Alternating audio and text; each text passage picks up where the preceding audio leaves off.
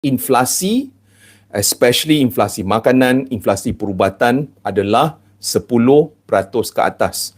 Maknanya, inflasi naik 2 kali ganda lebih tinggi berbanding dengan pulangan ASB. Inflasi lebih tinggi daripada pulangan ASB. That's why sekarang ini secara naluri lah kita akan selalu nak dalam fikiran kita, alamak ASB tak beri pulangan yang cukup. Walaupun kita tahu akaun kita tiap-tiap bulan Januari kita boleh nampak dividen dari ASB, tetapi ianya masih tak cukup. Dan antara sebabnya adalah inflasi sangat-sangat tinggi. Dan apabila inflasi sangat-sangat tinggi, kos sara hidup kita akan jadi lebih tinggi. Dan apabila kos sara hidup kita lebih tinggi, kita nak cari aset-aset yang boleh bagi pulangan yang lebih bagus. That's why kita